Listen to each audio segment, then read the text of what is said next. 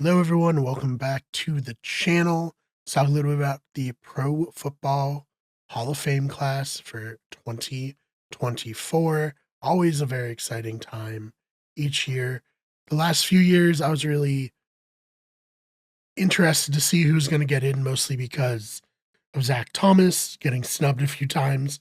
Fortunately, he was elected last year. So right now, this is all just like, oh, who got in? So exciting. So only 4 players made it this year. It's a little different this year than in the previous years where you didn't have to have, as many people in it. I think before it was like you have to pick a certain number. Now you can pick as many of the nominees as you want or as few. So we had Eric Allen, cornerback for the Raiders and Eagles. Eric Allen, obviously, the first year he played was in 88, and then the last year he played was 2001. I am a bit younger.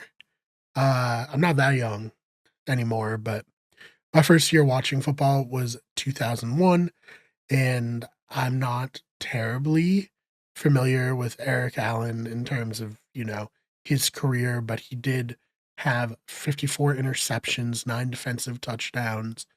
He took a while. This is his 19th year of eligibility, so it took a while to get in, but happy for him, happy he got in. Jared Allen, I was here for Jared Allen. He was an absolutely dominant defensive player, almost has the record for most sacks in a single season. He had a season with 22 sacks in 2011. He was great for the Chiefs, and then when he got traded to the Vikings, really excelled even more. He was, someone who you looked at and you were like, yeah, he's going to be in the Hall of Fame one day. He has 136 career sacks, a dominant force. And when he was on the Vikings, because of his like beard, the long hair, he just looked like a Viking. He is very fun to watch and very well deserved there. Antonio Gates, to me, the biggest slam dunk of all of the players to make it this year. Antonio Gates really came into the NFL when tight ends were becoming more used, and he is one of the people who changed the tight end position. You say, can you write the history of the NFL without these players? Antonio Gates, for sure, is someone who you cannot write the history of the NFL without. He ended his career with 955 receptions, 11,841 yards, and 116 touchdowns. He was just an absolute freak of nature. As everyone says, he's a former basketball player, but he made the Pro Bowl from 2004 to 2011 every single year. He played for 16 years. And like I said, he just revolutionized the way it's played. Travis Kelce, Rob Gronkowski, Antonio Gates walked so those players could run, and now he's going to walk into the Hall of Fame in Canton. Well deserved. Part of just those amazing Chargers teams that never were able to get over the hump that was the New England Patriots in the 2000s to mid 2010s. And then finally, Sterling Sharp. He is, of course, Shannon Sharp's brother.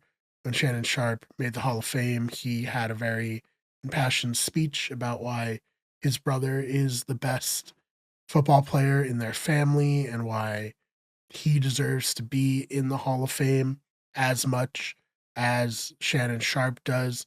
Sterling Sharp, again, a player who played before my time, but when I watched highlights of him, and a lot of those go hand in hand with Brett Favre's early years taking over the Green Bay Packers. He was an absolutely elite receiver. He had 18 touchdowns in 1994. He was on pace to make the Hall of Fame easily. I know him much more actually as an analyst on the NFL Network, where I thought he, when I was younger, gave a lot of really great analysis and helped me learn the game more. So that way, I'm happy, that he made the Hall of Fame. If you're a bit of an older fan of, you know, football, let me know how dominant was Sterling Sharp. Give me a modern day comparison that, we can have, or maybe there isn't one, but happy for him. Sterling Sharp, Shannon Sharp, the first pair of brothers to make the Hall of Fame, which brings me to my next point.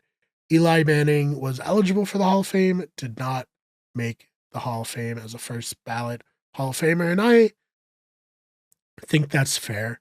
Obviously, he was a decent quarterback, but he is very much more canonized because of one, he's a Manning, two, he beat Tom Brady, and he beat the undefeated New England Patriots in the Super Bowl. He has 2 Super Bowl rings. He will get in one day, but, there's a logjam right now. So he's the first snub. And, a lot of people were wondering, like, is Eli Manning a first ballot Hall of Famer? Now we know he is not. The other one, the bigger one to me, the one who, like, I made a joke last year on Twitter after Zach Thomas got inducted. Now, like, my focus is on Torrey Holt making the Hall of Fame. He didn't make the Hall of Fame again. I think that's ludicrous. I think Torrey Holt was a very important part of the greatest show on turf, a very important part of that part of NFL history. He was putting up numbers that, like, receivers are putting up today, but, like, in an era where that wasn't nearly as common. So I would like personally to see Torrey Holt make the Hall of Fame. That's my plea to you, Hall of Fame voters. Put Torrey Holt into the Hall of Fame next year. I know it's going to be even more difficult because Larry Fitzgerald's eligible next year. Now there's not as many people getting in each year. So I just don't get it. I just don't understand. I don't. So if you're a Giants or Rams fan, let me know your thoughts on them not making the Hall of Fame. And if you're a fan of any of the other players, let me know your hopefully positive thoughts on those players making it to the Hall of Fame.